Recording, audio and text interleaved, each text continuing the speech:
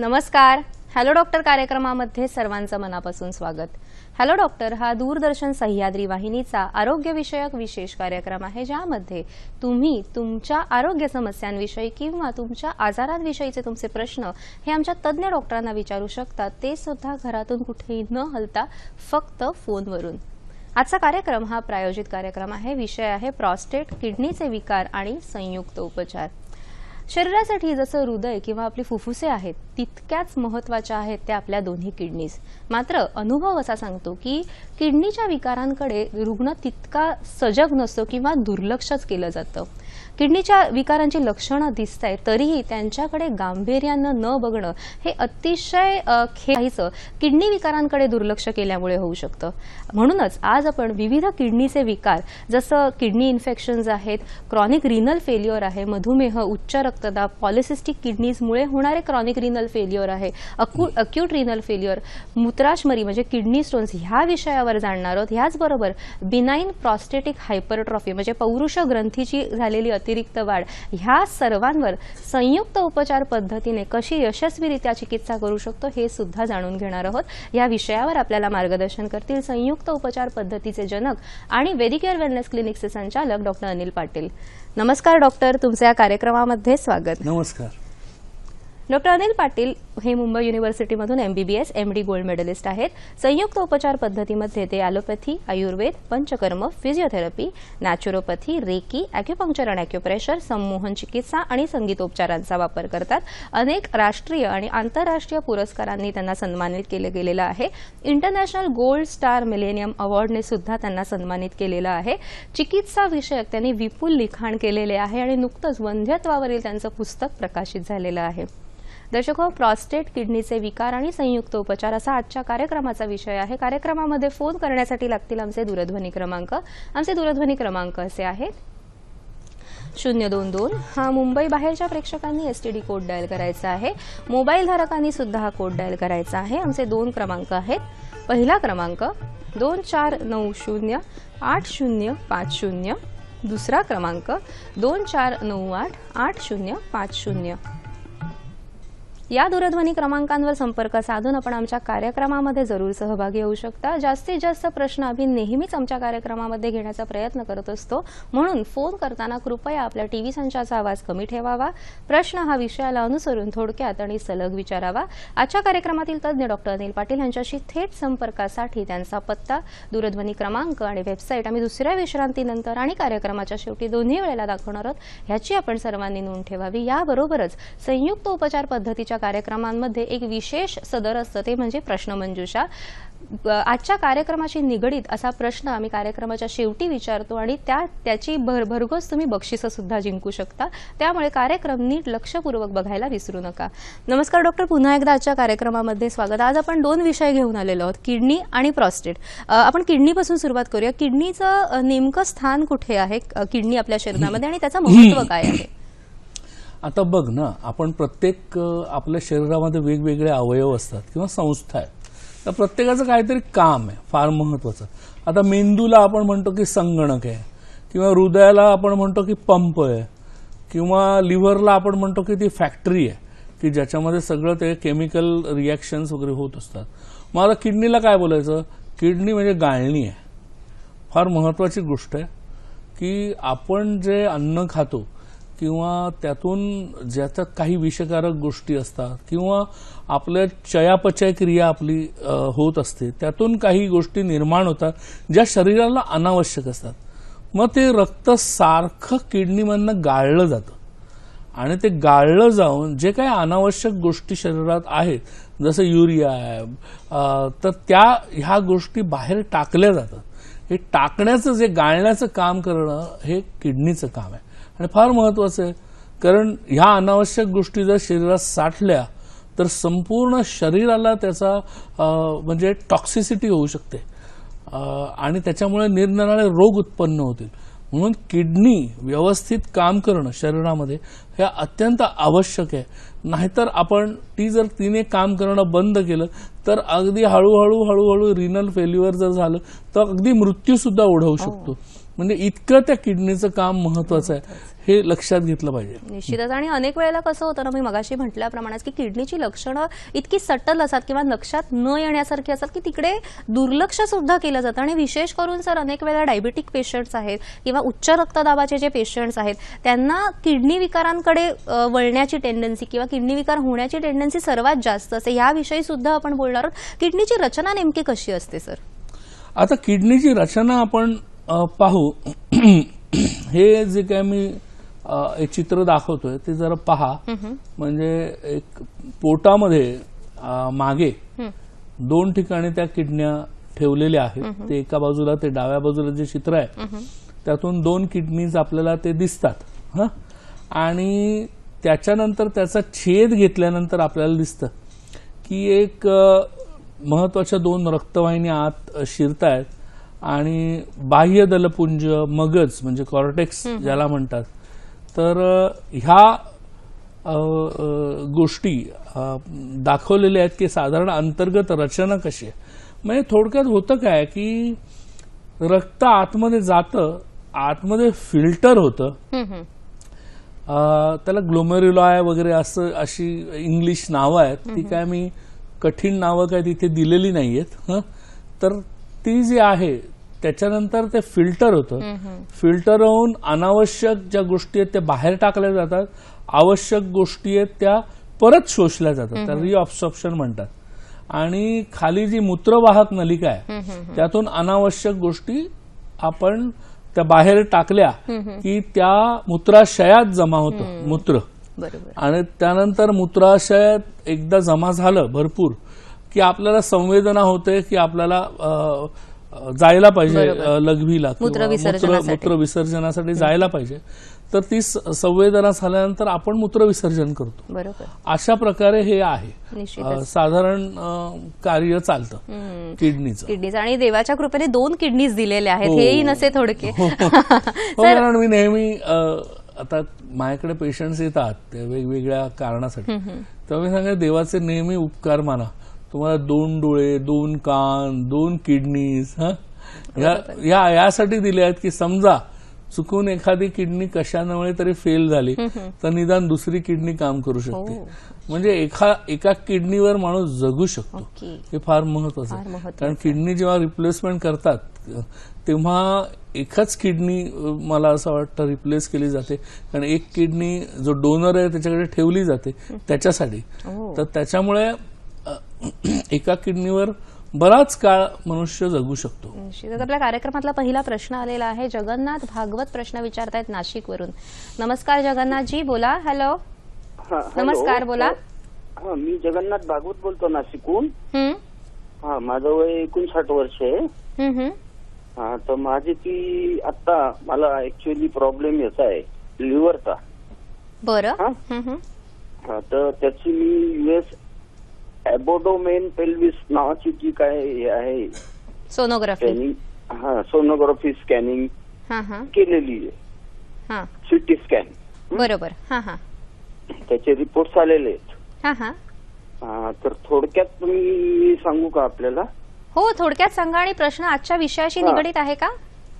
हो, मग आता लिव्हरशी संबंधित म्हणजे किडनीशी असणारच ना. बरं, अच्छा, ठीक आहे. प्रश्न तरी थोडक्यात विचारा, बोला. हो हो हो. तो थोडस हे सांगू का मॅडम मी? प्रश्न जरा इम्प्रेशन सांगतो. There is no mild hepatomegaly with mild altered. नाही, मला सांगा तुमचा प्रॉब्लेम काय आहे? म्हणजे तुम्ही कशासाठी सोनोग्राफी किंवा CT स्कॅन केलेला आहे?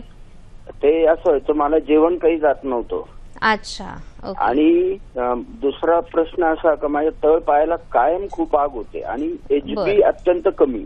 ठीक आहे. म्हणजे 8-8.5च्या वर जात नाही. 2-3 वर्ष झाले. त्याच्याकरता बोन मॅरो वगैरे. ठीक आहे, ठीक आहे, आम्हाला प्रश्न कळलेला आहे. सर, जरी या विषयाशी निगडीत नसला तरी आपण त्यांना काय मार्गदर्शन करू शकतो? थोडासा एक निगडीत आहे असं मी म्हणतो. जेवढा निगडीत आहे तेवढा आन्सर आपण करूया. हिमोग्लोबिन कमी आहे, अॅनिमिया आहे. आणि अॅनिमिया म्हणजे कसं की हिमोपोएटिन नावाचा एक हॉर्मोन आहे जो किडनीमध्ये स्रवला जातो. जेव्हा किडनी फेल्युअर होतं त्यावेळी तो कमी प्रमाणात स्रवला जातो आणि कमी प्रमाणात स्रवल्यामुळे एकूणच जे रेड ब्लड सेल्स असतात किंवा हिमोग्लोबिन ह्याची मात्रा कमी होताना आपल्याला दिसते. त्यामुळे किडनीचे पेशंट्स ना कधी कधी मी नेहमी सांगतो की ऑब्झर्वेशन फार महत्वाचं असतं. हल्ली मला पेशंट्सही बोलतात, सर तुम्ही 2 मिनिटात ओळखता.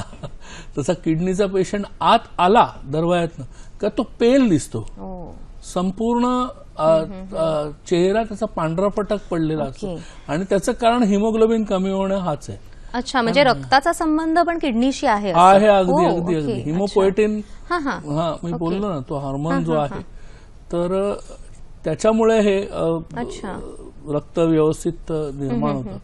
तर त्यामुळे तो लगेच पांढरा फटक पडलेला माणूस पाहिला की आपण म्हणतो की ह्याची किडनी खराब असते, बरोबर, लगेच आपल्याला कळू शकतं. बरोबर. त्यामुळे मला असं वाटतं की हिमोग्लोबिन कमी होण्याची कारणं त्यांनी जाणून घ्यावी आणि अॅनिमियासाठी जी काय आहारामध्ये लोह विषयक जे काय घटक असतात, म्हणजे समजा आता हिरव्या पालेभाज्या म्हणा, गूळ म्हणा किंवा खजूर म्हणा, ह्या सगळ्या गोष्टी, सुकामेवा म्हणा, मनुके, ह्याच्यामध्ये आयर्न खूप जास्त प्रमाणात आहे.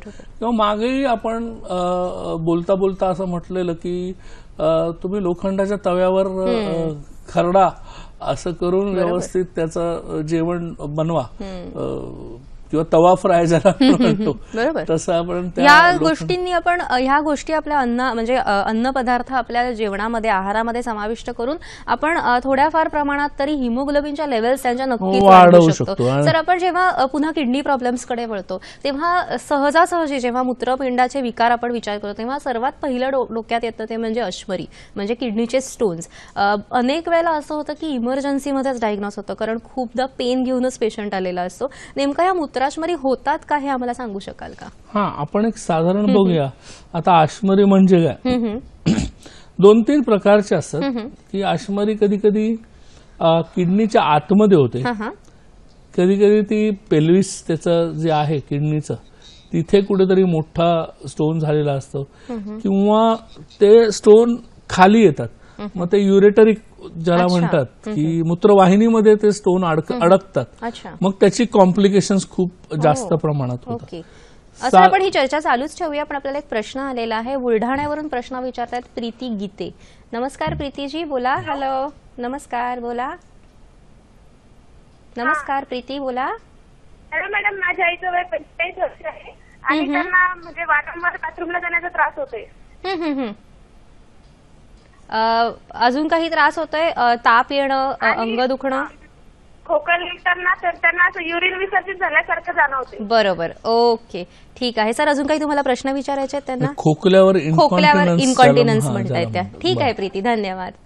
सर काय सांगा? आता साधारण काय होतं, एक वय 45-50च्या पुढे बऱ्याचशा स्त्रियांना हा त्रास होतो, इनकॉन्टिनन्स ज्याला म्हणतात, की जे पॉवर असते त्या मसल्सची, की ज्याच्यामुळे आपण युरिन म्हणजे आपल्याला जेव्हा भावना होते मूत्र उत्सर्जन करण्याची, ती भावना झाल्यानंतर ती रोखून धरण्यासाठी काही स्नायू असतात.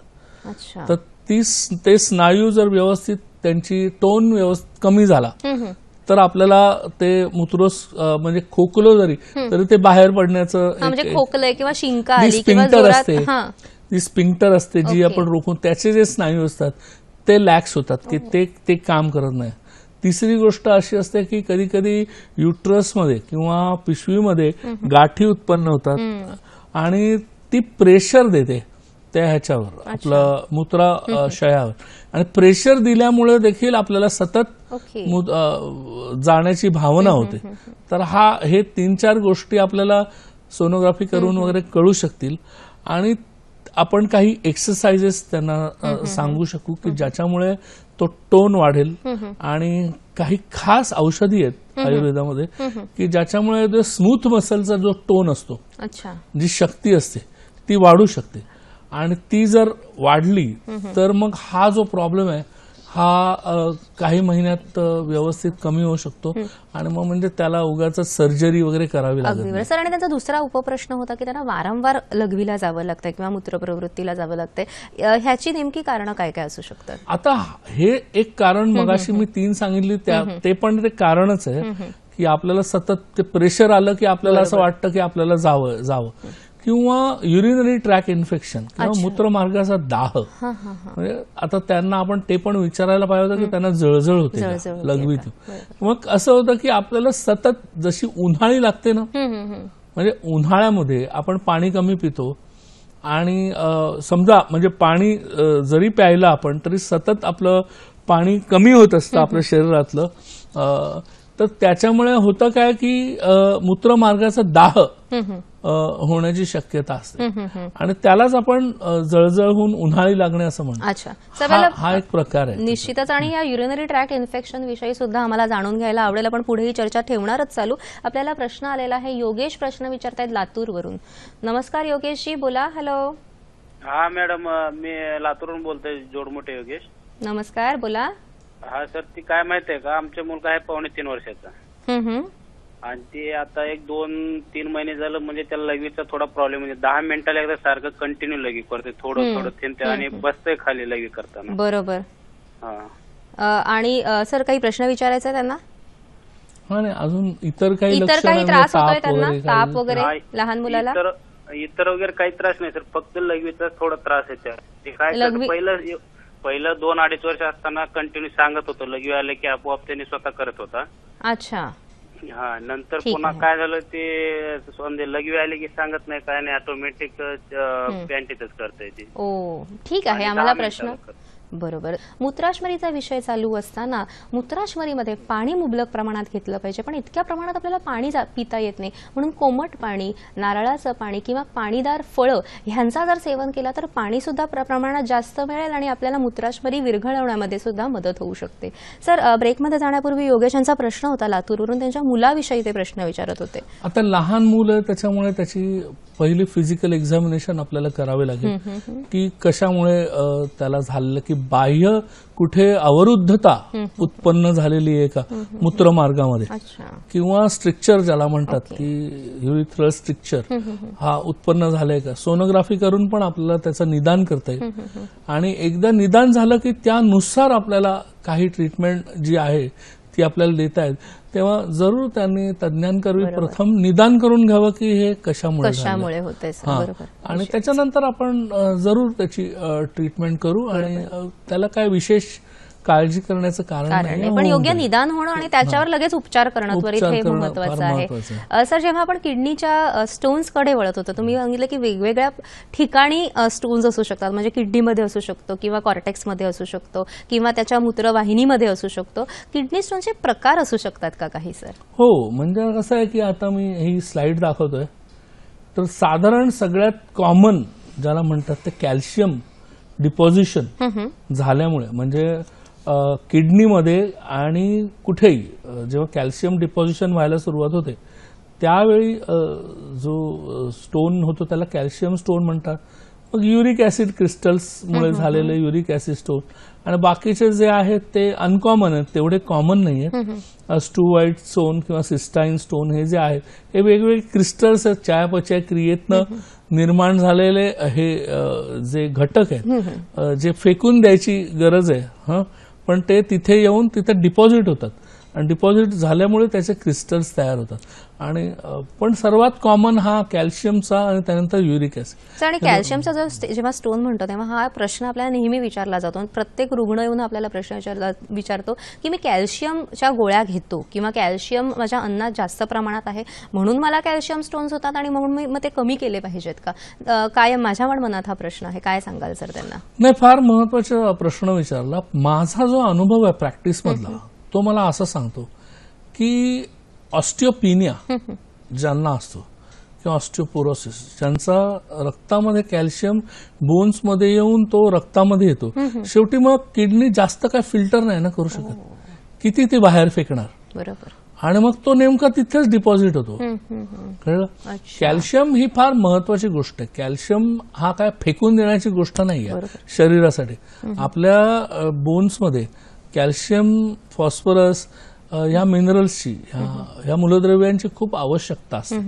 त्यामुळे कॅल्शियम रक्तामध्ये जेव्हा जास्त होतो आणि फिल्टर करू शकत नाही त्यावेळी ते किडनी स्टोन होण्याची जास्त शक्यता. अर्थातच आपल्या डाएटमध्ये जर खूपच प्रमाणात कॅल्शियम असेल तर पुन्हा तेच घडण्याची शक्यता आहे. तर रक्तातला कॅल्शियम वाढला तर किंवा पॅराथायरॉइड हार्मोन नावाचा हार्मोन आहे, पॅराथायरॉइड ग्रंथी आहे, कळलं, तर त्यांचे पॅराथायरॉइड हार्मोन आणि कॅल्सिटोनिन असे 2 वेगवेगळे हार्मोन्स आहेत ज्याने कॅल्शियमचं प्रमाण रक्तातलं नियंत्रित केलं जातं. तर त्याच्यामध्ये बिघाड उत्पन्न झाला तर रक्तातला कॅल्शियम वाढू शकतो आणि रक्तातला कॅल्शियम जर वाढला तर पुन्हा किडनी स्टोन होण्याची शक्यता वाढते. आणि असं आहे की आपण अर्थातच आपण वेगवेगळी कारणं त्याची पाहतो की साधारण एक पाणी कमी पिणे उन्हाळ्यामध्ये आपल्याला जाणवतं की जास्त प्रमाणात तो होण्याची शक्यता, खास करून आपल्याला किडनी स्टोनचे पेशंट एप्रिल आणि मे मध्ये दिसतात. एकदम कॉमन आहे. बरोबर. ज्यावेळी बाष्पीभवन होत असतं त्या प्रमाणात पाणी प्यायलं जात नाही, मग किडनीमध्ये ते अडकतं. बरोबर. किडनीची कुठेतरी फिल्टरिंग मेकॅनिझम जसं तुम्ही पहिल्यांदा म्हणाला त्याच्यामध्ये हा बिघाड होत असतो. पाणी ते आवश्यक आहे ना, तर पाणी जर कमीच प्यायलं गेलं तर मग ते फिल्टरिंग मेकॅनिझम हे व्यवस्थित चालत नाही. बरोबर. रक्त सुद्धा घट्ट होतं जास्त प्रमाणात. आपल्याला पुढचा प्रश्न आलेला आहे. प्रफुल्ल पाटील प्रश्न विचारताय जळगाववरून. नमस्कार, बोला. हॅलो, प्रफुल्ल पाटील बोलतोय. हॅलो, मी जळगाववरून प्रफुल्ल पाटील बोलतोय. नमस्कार, बोला. नमस्कार मॅडम. मॅडम माझे काका आहेत, त्यांचा सिरम क्रिएटिन 3.1 आहे आणि त्यांना ब्लड प्रेशरचा पण प्रॉब्लेम आहे. परत एचबी त्यांचा खूप वाढलेला असतो. हिमोग्लोबिन वाढलेलं आहे. हो, वाढलेला असतो. बरोबर. वाढलेला असतो आणि ब्लड प्रेशरचा त्रास, युरिक ऍसिड पण वाढलेला आहे. बरोबर. आणि खूप जाणवतो मॅडम. बरोबर. सध्या काही उपचार चालू आहेत का त्यांचे, डायलिसिस वगैरे? म्हणजे रुबी अजून भरपूर ठिकाणी उपचार घेतले मॅडम, इंदुजाला वगैरे, पण मग त्यांना सिरम क्रिएटिन मध्ये काही फायदा होत नाही. बरोबर. ठीक आहे सर, काही प्रश्न विचारायचा आहे त्यांना? नाही, ठीक आहे, धन्यवाद प्रफुल्लजी. तुम्हाला जरूर सर मार्गदर्शन करतील. सर काय सांगाल त्यांना? आता आपण हा विषय घेणारच होतो, पण असं आहे की ब्लड प्रेशर जेव्हा खूप जास्त प्रमाणात वाढतं, त्यांनी सांगितलं की हायपरटेन्शन आहे, तेव्हा किडनी अंडर प्रेशर काम करते. म्हणजे आत जाणारं जे ब्लड आहे, रक्त आहे, ते खूप अंडर प्रेशर असतं. मग ते अंडर प्रेशर काम करता करता किडनीमधलं जे काही आतमधले जे भाग आहे ते हळूहळू खराब व्हायला लागतात प्रेशर खाली राहिल्यामुळे. मग ते खराब व्हायला लागतात, मग ते काम करेनासे होतात. म्हणजे ते काम करण्याची त्यांची शक्ती कमी होते आणि त्यामुळे फिल्टरिंग मेकॅनिझम त्याला म्हणतात की गाळणी म्हणून काम करण्याची जी किडनीची हे आहे, म्हणजे त्याचं कामच आहे किडनीचं, की तर ते काम ती करू शकत नाही तेवढ्या प्रमाणात. मग करू शकत नाही, मग जे काही आपलं चयापचय झाल्यामुळे जे काय उत्सर्जक द्रव्य, म्हणजे जी काय आपल्याला फेकून देण्याची द्रव्य असतात, त्यांचं प्रमाण आपल्या शरीरात वाढवायला लागतं. मग त्यांनी युरिया आणि क्रिएटिनाइन जे सांगितलंय, प्रोटीन मेटाबॉलिझमचे जे काय उत्सर्जित करण्याचे घटक आहेत, मग ते उत्सर्जित करू न शकल्यामुळे ते वाढतात. म्हणजे हे हायपरटेन्सिव्ह नेफ्रोपॅथी असं आपण म्हणतो त्याला इंग्लिशमध्ये, की ब्लड प्रेशर वाढल्यामुळे किडनीचं काम खराब झालंय, काम होत नाहीये. तर अशा वेळी विरेचन, बस्ती आणि काही किडनीची टॉनिक्स ज्याला म्हणतात, किंवा किडनीचं काम व्यवस्थित करतील अशा काही वनस्पती आहेत, त्या वनस्पतींचा वापर आपल्या जर ट्रीटमेंटमध्ये, जसे पुनर्नवा आहे, गोक्षूर आहे, त्यांचा वापर तज्ज्ञांच्या साहाय्याने जर केला आणि पथ्य पाळलं, अर्थात आपण बोलणारच आहोत त्याच्याबद्दल, पण पथ्य पाळलं तर निश्चितच आपल्याला 5च्या वर जर क्रिएटिनाइन जात नसेल, म्हणजे आपण जाऊन नाही दिलं, तर आपल्याला डायलिसिसची सहसा आवश्यकता लागत नाही. बरोबर. पण काही ट्रीटमेंट्समुळे, म्हणजे संयुक्तोपचार पद्धतीने आपण ह्यांचा प्रॉब्लेम नक्कीच कमी करू शकतो. हे मला वाटतं त्यांना आत्मविश्वास आपण दिलेला आहे, आपण केलेला आहे बऱ्याच जणांचा. आपण पुढे बोलूया. आणि सर, आपण पुन्हा जेव्हा किडनी स्टोन्सकडे वळतो, किडनी स्टोनचे नेमकी लक्षणं काय दिसू शकतात आपल्याला, कळणार कसं? सगळ्यात म्हणजे असले ठणके बसतात ना, किडनी स्टोनची वेदना ही खूप भयंकर असते. म्हणजे अक्षरशः माणूस जसं ते गॉल ब्लॅडर स्टोन झाल्यानंतर स्मूथ मसल जे कॉन्ट्रॅक्शन होतं ते खूप त्रासदायक असतं आणि खूप जोरदार वेदना होतात आणि रात्री बेरात्री कधीतरी एकदम उठून पळापळ करावी लागते असं किडनी स्टोन. आणि युरेटरमध्ये किंवा मूत्रवाहिनीमध्ये तो जर आला अडकला कुठेतरी तर अजून जास्त तो जो त्याचा पॅसेज आहे किडनीच्या आतमध्ये जर स्टोन असेल तर सहसा काही लक्षणं दिसत पण नाही, म्हणजे आहे बाबा स्टोन पण तरी तुझा काही त्रास नाही. पण जर तो बाहेर पडायला लागला आणि तो मूत्रवाहिनीमध्ये आला की मग तेव्हा लक्षणं सुरू, अक्यूट कंडिशन. बरोबर. मग रक्त पडतं काय लघवीतून, ताप येतो, उलट्या होतात, खूप ठणके मारतात वगैरे वगैरे अशी लक्षणं. आणि मग निदान कसं करायचं आपण? हे सोनोग्राफी एक आहे आणि अर्थात एक्सरे पण करतात. एक्सरे किडनी युरेटर ब्लॅडर म्हणतात त्याला, KUB. तो एक्सरे जर आपण केला तरी पण कसं असतं की हाडांसारखं ते कॅल्शियम असल्यामुळे त्याच्यामध्ये एक्सरे त्याच्यातनं पास होऊ शकत नाही, त्यामुळे तो दिसतो किडनी स्टोन. म्हणजे अगदी सोनोग्राफीपेक्षा देखील कधी कधी एक्सरेमध्ये पटकन त्याचं लोकेशन समजतं आणि त्याची जाडी आपल्याला कळते, तर ते करावं. मग बाकी आपण मूत्राशयात अडकला असेल किंवा तर आपल्याला स्कोपी करता येते. ओके.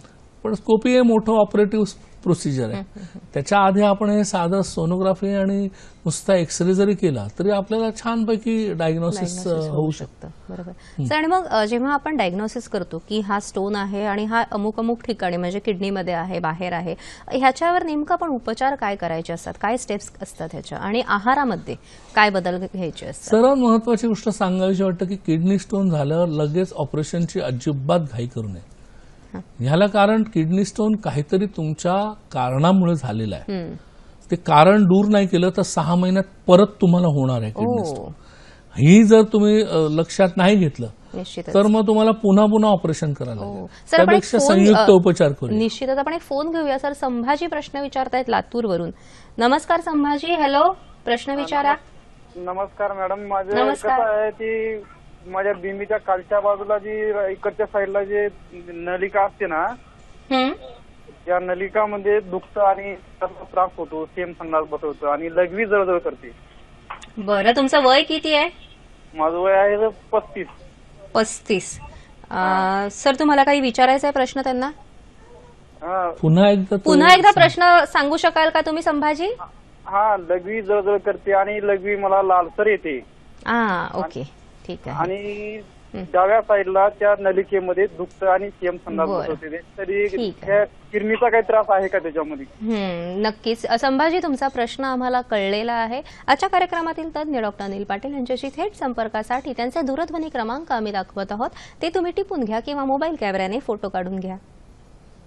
दूरध्वनी क्रमांक नाशिक 9373710323, औरंगाबाद 7506 660 613, सांगली 0233 320 4090, नागपूर 9673 055 553, ठाणे 7506 660 618.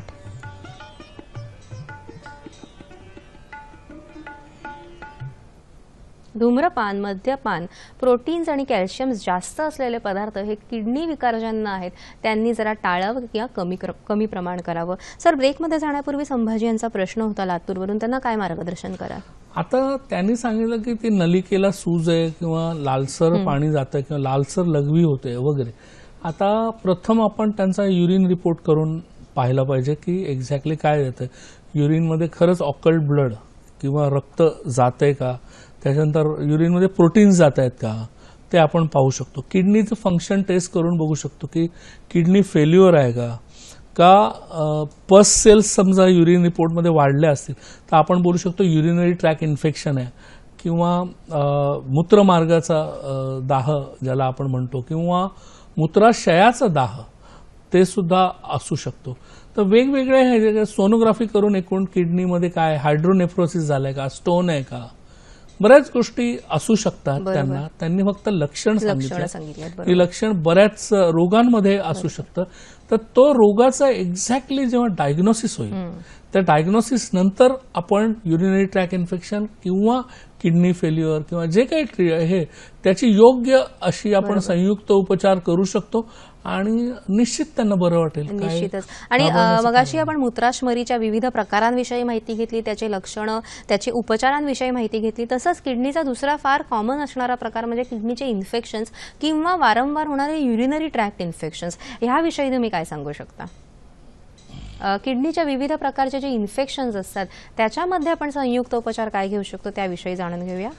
आता कुठल्याही कारणामुळे म्हणजे बॅक्टेरियल इन्फेक्शन जनरली जीवाणूचं इन्फेक्शन होतं तर अर्थातच काही कारणामुळे आपण पाणी कमी पित असू किंवा आपल्याला किडनी स्टोन झालेला असेल किंवा एकूणच आपल्याला डायबिटीस असेल. सर्वात कॉमन डायबिटीस आहे. अच्छा.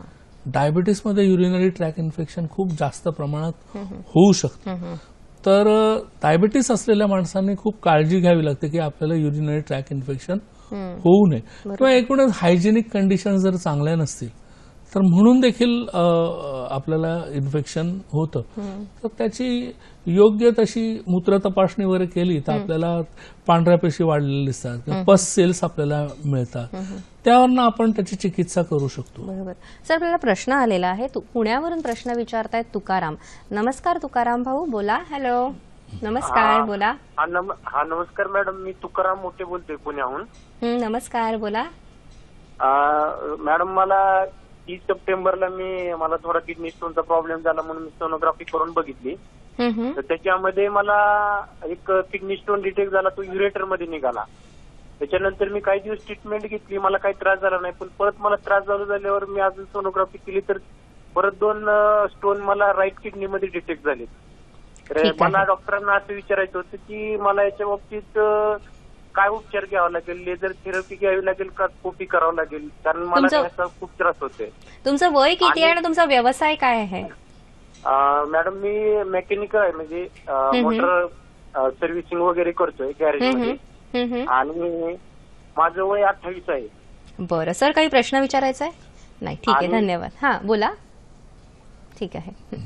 मला पुन्हा सांगावंसं वाटतं, मगाशी आपण सांगत होतोच की जेव्हा किडनी स्टोन होतं तेव्हा अजिबातच सर्जरीचा लगेच विचार करू नये अनलेस अँड अंटिल इमर्जन्सी निर्माण झाली असेल. बरोबर. 1 सेंटीमीटर किंवा त्याच्यापेक्षा जास्त मोठा स्टोन व्यासाच्या कुठेतरी अडकला असेल आणि खूप त्रास होत असेल तर अशा वेळेस आपण विचार करतो की तो लेझरनी फोडायला पाहिजे किंवा मग डायरेक्ट ऑपरेशन करूनच तो काढला पाहिजे वगैरे वगैरे. नाहीतर बऱ्याच अंशी आपल्या संयुक्त उपचारामध्ये किडनी स्टोन पूर्णतः विरघळून जातात किंवा ते पास होतात.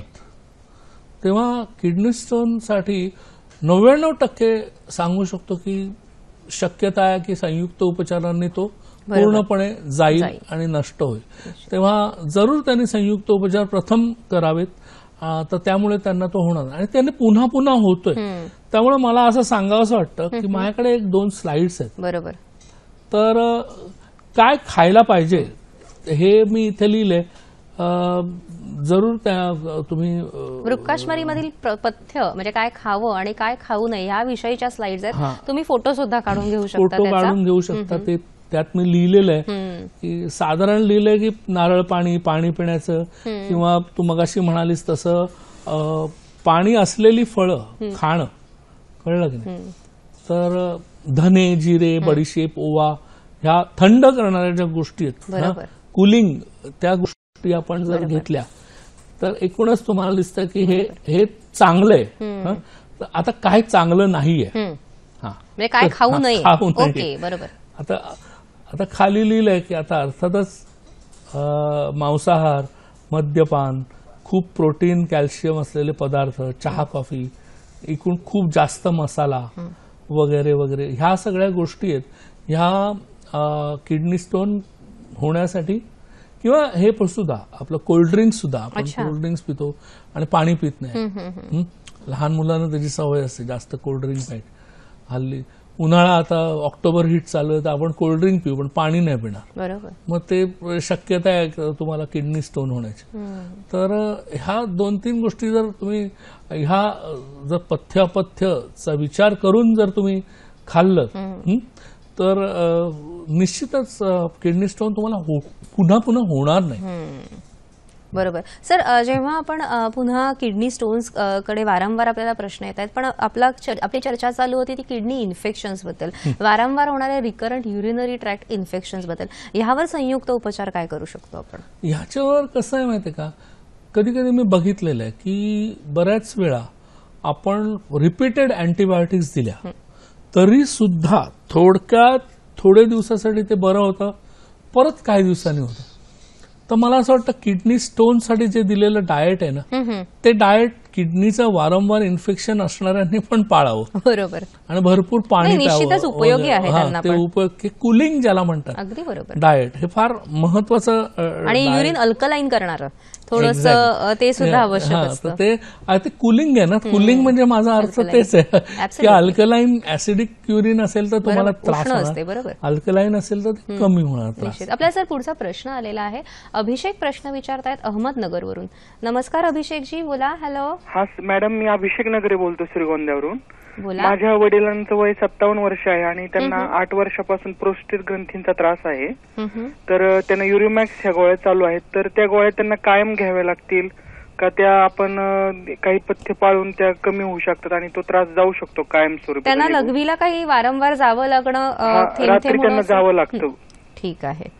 ओके, ठीक आहे. अगदी छान प्रश्न विचारला. आपला दुसरा विषयच हा होता. आपण विषयालाच हात घालूया. अगदी छान, व्हेरी नाईस. आता सांगतो पुरस्थ किंवा जी आपण ह्या प्रश्नाच्या अनुरूपच सगळी माहिती प्रोस्टेट ग्रंथी विषयी सुद्धा घेऊया आणि या प्रश्नाला उत्तर सुद्धा देऊया, कारण प्रश्न तोच आहे. एक्झॅक्टली.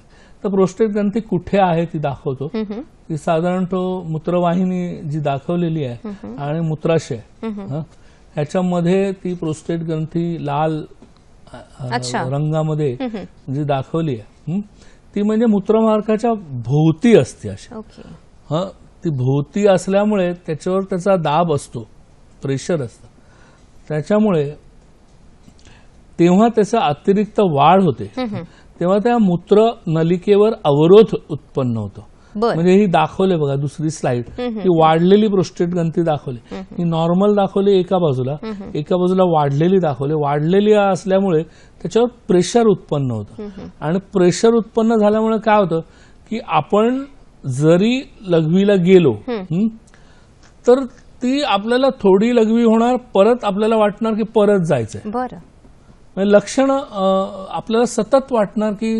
लघवी साफ नाही गेलेली किंवा दुखणार लघवीमध्ये. समजलं की नाही? युरिमॅक्स सारख्या गोळ्यांनी काय होतं, फक्त ते थोडंसं रिलॅक्स होतं आणि आपल्याला आपण जाऊ शकतो, पण ते टेम्पररी असतं, ते तेवढ्या पुरतं असतं. काय त्यांनी काय ते प्रोस्टेट बरं करण्यासाठी ती गोळी नाहीये. त्यामुळे ते बोललं ते बरोबर की तुम्ही आयुष्यभर घ्यायला लागेल किंवा नंतर कामही नाही करणार, ती कायम काम करेल असं पण नाही. म्हणजे जनरली सांगितलं जातं की ते कापूनच टाका, म्हणजे काढूनच टाका. तर आपल्याला तपासणी केल्यानंतर आपल्याला कळतं की प्रोस्टेट वाढलेली आहे, सोनोग्राफी केल्यानंतर किंवा post void residual urine test म्हणतात त्याला, की किती मूत्राशयात शिल्लक आहे लघवी केल्यानंतर, किंवा प्रोस्टेट स्पेसिफिक अँटीजेन नावाचा एक रासायनिक पदार्थ आहे, तो वाढलेला असतो आपल्या शरीरामध्ये जेव्हा प्रोस्टेटची अतिरिक्त वाढ झालेली असते. तर आता ह्याला आधुनिक औषध ते मगाशी सांगितलं, पण शस्त्रकर्म हा एकमेव उपाय हा आधुनिक उपचार पद्धतीमध्ये दिला जातो. पण मी ह्याच्या कम्प्लीट विरुद्ध आहे की कुठचीही आपल्या शरीरातली गोष्ट जोपर्यंत कॅन्सर होत नाही तोपर्यंत काढण्याचा विचार करू नये. आणि वाढलेली प्रोस्टेट ही संयुक्त उपचार पद्धतीने आपण व्यवस्थितरित्या कमी करू शकतो. म्हणजे अगदी 3 ते 6 महिन्यात वाढलेली प्रोस्टेट हळूहळू श्रिंक होऊन कमी होऊन बारीक होते आणि पुन्हा त्यांना व्यवस्थित मूत्रप्रवृत्ती व्हायला लागते. आणि त्याच्यामुळे असं आहे की सर्जरीचा निश्चितच कोणीही विचार करून लगेच. आणि उत्तर बस्ती नावाची एक ट्रीटमेंट की ज्या उत्तर बस्तीमुळे आतमध्ये जी अवरुद्धता निर्माण झालेली असते ती कमी होते आणि त्यामुळे मग लघवी व्हायला काही त्रास होत नाही. निश्चितच या उत्तर बस्तीविषयी सुद्धा मला जाणून घ्यायला आवडेल. संयुक्त उपचार पद्धतीमधील प्रॉस्टेटसाठी एक महत्त्वाची चिकित्सा अशी उत्तर बस्ती आहे. बिनाईन प्रॉस्टेटिक हायपरट्रॉफी या विषयावर आपण सरांकडून मार्गदर्शन घेतो तेव्हा तुम्ही म्हणता म्हणालात की उत्तर बस्ती ही एक फार महत्त्वाची चिकित्सा आहे. आपण नेहमी बस्ती याविषयी माहिती म्हणजे आपल्याला माहिती असते, पण नेमकी उत्तर बस्ती म्हणजे काय असतं सर?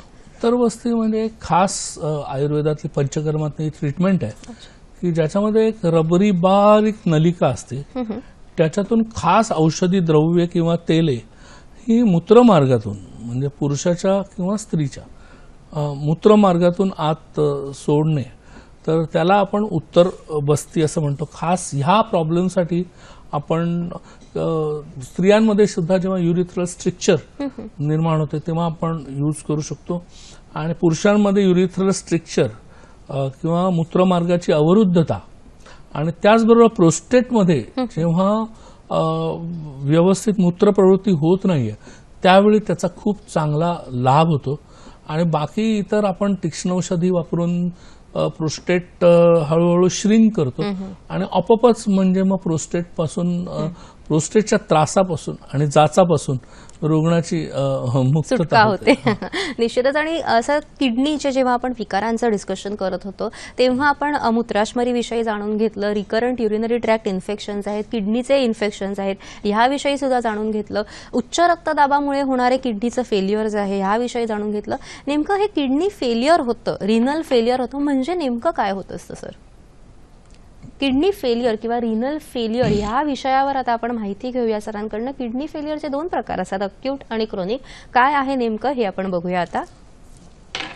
ही पहिली स्लाइड मी दाखवली की ज्याच्यामध्ये पाहिलं तर तुम्हाला दिसतंय की मूत्रपिंड आहे, ॲड्रिनल ग्लँड आहे, दोन्ही रक्तवाहिन्या दाखवलेल्या आहेत म्हणजे आर्टरी आणि वेन ज्याला म्हणतात किंवा रोहिणी आणि नीला, लाल आणि निळ्या रंगाची आहे, निळ्या रंगाची. आणि आतमध्ये एकूण सर्व दाखवलेलं आहे. तर काय होतंय नेमकं की किडनीमध्ये अकार्यक्षमता निर्माण होते. आता ती कशामुळे होते ते आपण पाहूयाच, पण नेमकं होतं काय की शरीरातील जे विषारी घटक आहेत हे जर बाहेर उत्सर्जित केले गेले नाहीये तर त्यांचं प्रमाण शरीरात वाढणं ह्याला आपण किडनी फेल्युअर असं म्हणतो. त्यात काय होतं, क्षारांचं प्रमाण वाढतं, विषारी घटकांचं प्रमाण वाढतं आणि मग हिमोग्लोबिन आणि कॅल्शियम एकूण शरीरात कमी होतं. निश्चितच सर, आपण याच्या लक्षणांविषयी सुद्धा जाणून घेऊया. आपण आपल्याला एक प्रश्न आलेला आहे. प्रशांत ठाकरे प्रश्न विचारतायत जळगाववरून. नमस्कार प्रशांतजी, बोला. नमस्कार मॅडम. नमस्कार, बोला. माझा प्रश्न असा आहे की हेवी सेक्स, वॅग्रा आणि हस्तमैथुन यामुळे किडनीवर कुठले कुठले दुष्परिणाम होतात? बर, ठीक आहे सर. काय सांगू शकता त्यांना? हस्तमैथुन आणि विविध प्रकारचे जे सेक्शुअल एन्हान्सर्स असतात वायग्रासारखे, त्यांचा काही किडनीवर परिणाम होऊ शकतो का? हस्तमैथुनाचा आणि किडनीच्या ह्याचा कार्यक्षमतेचा काहीच संबंध नाही, त्यामुळे त्याच्याशी काय कनेक्शन नाहीये. आणि व्हायग्रा हे ऍक्च्युली जे त्याच्यामध्ये जो रासायनिक पदार्थ आहे त्याच्यामध्ये फक्त एवढंच होतं की ज्या शिश्नाला ज्या रक्तवाहिन्या सप्लाय करत असतात त्यांना जो स्मूथ मसल असतो त्याचं रिलॅक्सेशन होतं. आणि रिलॅक्सेशन झाल्यामुळे झालेली जी ताठरता असते ती टिकण्यास मदत होते. बाकी किडनीचा काय संबंध? बरोबर सर. पण ह्याचाच अनुसरून मी तुम्हाला प्रश्न असा विचारते की अनेक वेळेला आपण विविध प्रकारची औषधं घेत असतो, कुठच्याही अनेक पॅथीज मधली औषधं घेत असतो, तर ह्यांचा काही किडनीवर परिणाम होत असतो का? आणि जर किडनीचा विकार ऑलरेडी झालेला आहे तर आपण औषधांविषयी काही विशेष जागरूकता पाळली पाहिजे का? सर्वात महत्वाची गोष्ट म्हणजे अर्थातच आयुर्वेदाविषयी गैरसमज तर सगळ्या दुनियेत आहेत, पण ते काही कारणामुळे निर्माण झालेत हे पण विसरता कामा नये.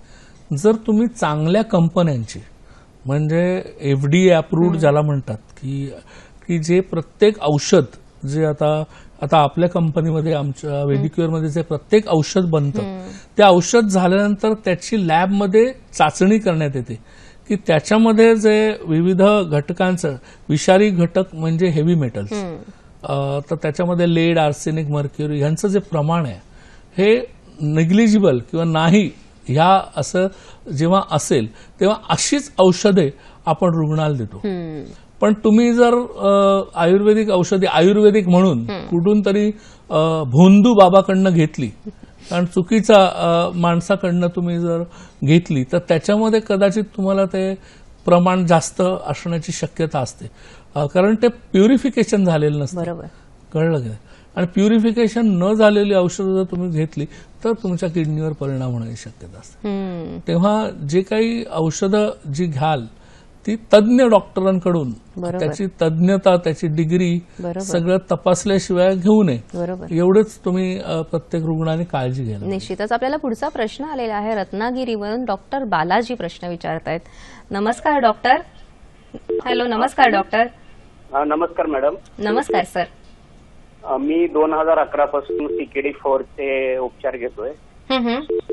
आता माझं क्रिएटिनिन 6 पॉईंट झालेलं आहे. डॉक्टरनं मला विचारायचं होतं की क्रिएटिनिन कमी करण्यासाठी काय उपाय. बरं, तुम्हाला इतर काही diabetes, high blood pressure? Diabetes नाही मॅडम, हाय ब्लड प्रेशर नाही आणि सध्या मला त्रास नाही आहे. ठीक आहे सर, नक्कीच. 2018ला सर्च होताना 3.68 झाला होता, आता 6 पर्यंत वाढलेला आहे. बरं, ठीक आहे सर. काय सांगू शकता त्यांना? स्ट्रेप्टोमायसिन नावाचं जे हे आहे, ड्रग आहे, जे TB साठी वापरलं जातं, त्याच्यामुळे किडनीची टॉक्सिसिटी होण्याची शक्यता, अगदी हिमॅच्युरिया म्हणजे लघवीतून रक्त जाणे इथपर्यंत टॉक्सिसिटी होण्याची शक्यता असते. तर कदाचित ते त्यांनी घेतलं असावं बऱ्याच काळ, बऱ्याच प्रमाणात, आणि म्हणून किडनी फेल्युअर. म्हणजे बरेचसे ड्रग्ज आहेत, त्यापैकी हे फार महत्वाचं ड्रग आहे. त्यांचा प्रश्न असा होता की सिरम क्रिएटिन त्यांचा 6 पॉईंट काही झालेला आहे, तर आता त्यांनी काय उपाय करायला पाहिजे? हो, मग मला तेच सांगायचं आहे, आणि तोच विषय आपण आता इथे डिस्कस करतोय की किडनी फेल्युअर. किडनी फेल्युअर मध्येच ते क्षारांचं प्रमाण, हे जे विषारी घटक आहेत, बरोबर, त्यांचं प्रमाण वाढलेलं असतं. त्यामुळे त्याच्यासाठी जसं मी मगाशी सांगितलं की संयुक्त उपचार फार महत्वाचे आहेत. विरेचन आहे, बस्ती आहे, डिटॉक्सिफिकेशन आहे. डिटॉक्सिफिकेशन केल्यावर आपोआपच, आणि जे पथ्यापथ्य आहे, म्हणजे आता पथ्य पण मी तुम्हाला सांगणार आहे, ते पथ्य जर तुम्ही नीट पाळलं तर तुमचं क्रिएटिनाइन निश्चितच कमी होईल आणि मग तुम्हाला डायलिसिसची आवश्यकता भासणार नाही. बरोबर. दिनांक 18 ऑक्टोबर 2015 रोजी झालेल्या कार्यक्रमाचे भाग्यवान 3 विजेत्यांची नावं आम्ही आता घोषित करणार आहोत. नावं अशी खालीलप्रमाणे आहेत. प्रथम बक्षीस मिळालेलं आहे सुरेश बळीराम चाळके, डोंबिवली.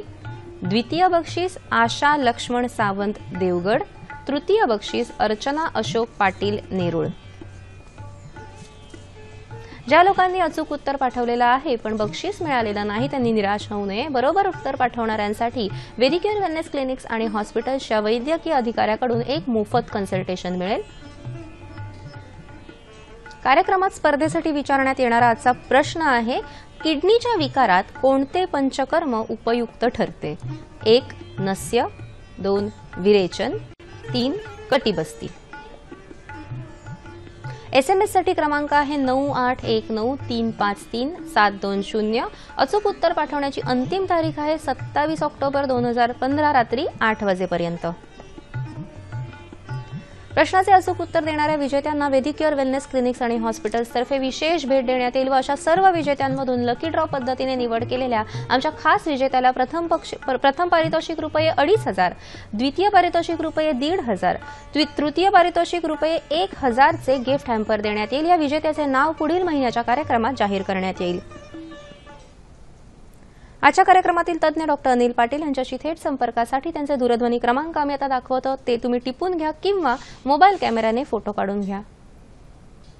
दूरध्वनी क्रमांक डोंबिवली 0251-323-4440, सांगली 0251-323-4440, विरार 9422-328-622, पुणे कर्वेरोड 020-323-11307, दादर 022-2430-3521, वेबसाईट www.vedicure.com.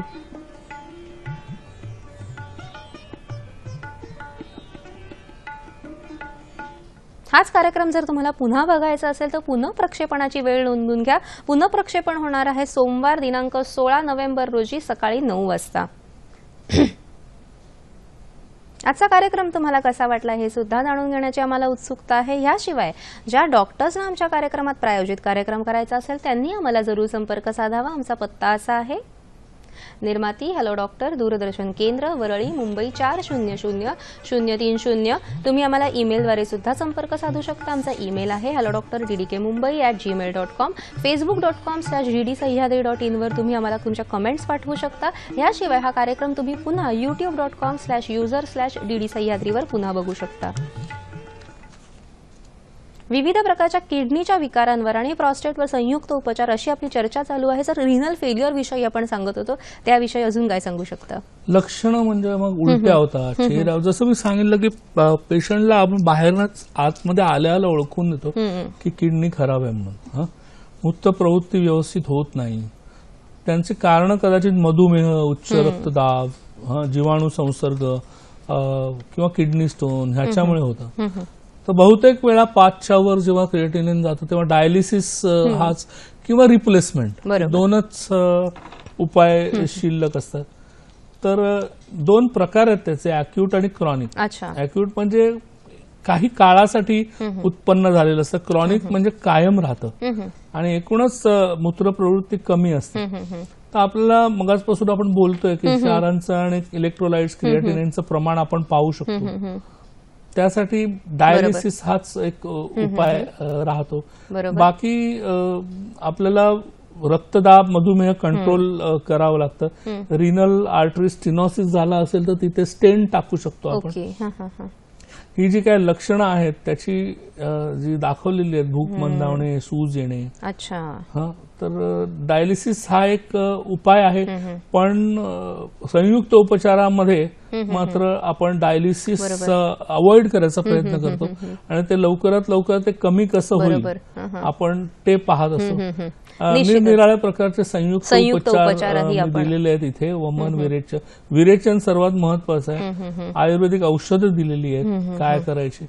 तर ह्याच्या प्रकारे अशा आपण जेव्हा वापरतो तेव्हा आपण किडनी फेल्युअर टाळू शकतो. निश्चितच. जाता जाता सर आमच्या दर्शकांना तुम्ही काय संदेश देऊ शकता? सर्वात महत्वाचं म्हणजे खूप जास्त क्षार असलेल्या गोष्टी, प्रोटीन अतिशय जास्त प्रमाणात खाणे, तिखट तेलकट खाणे, अतिरिक्त मद्यपान करणे आणि पाणी कमी पिणे, अशा सगळ्या, किंवा कोल्ड्रिंक्स जास्त प्रमाणात पिणे, हे सगळं बंद करा.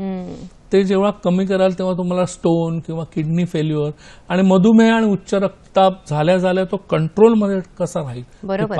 मूत्राशमरी, मधुमेह किंवा उच्च रक्तदाबामुळे होणारे किडनी फेल्युअर, बिनाइन प्रॉस्टॅटिक हायपरट्रॉफी यांची लक्षणं अगदी थोड्या थोड्या लक्षणांपासून सुरुवात होत असते आणि तिकडेच ती आपण ओळखली पाहिजे आणि त्याविषयी सजग राहिलं पाहिजे आणि उपचार घेतले पाहिजे. तर लेझर ऑपरेशन आहे, डायलिसिस आहे किंवा किडनी ट्रान्सप्लांट सारखे महागडी ऑपरेशन्स आपण नक्कीच टाळू शकतो. मला वाटतं आजच्या कार्यक्रमाचा हा संदेश तुम्हाला नक्कीच मिळालेला असेल आणि दर्शकांना ही माहिती दिली आणि किडनीच्या विकारांवर आणि प्रॉस्टेटवर संयुक्त उपचार पद्धतीने आपण कशी यशस्वीरित्या चिकित्सा करू शकतो ह्याची माहिती दिल्याबद्दल डॉक्टर तुमचे मनःपूर्वक आभार. धन्यवाद.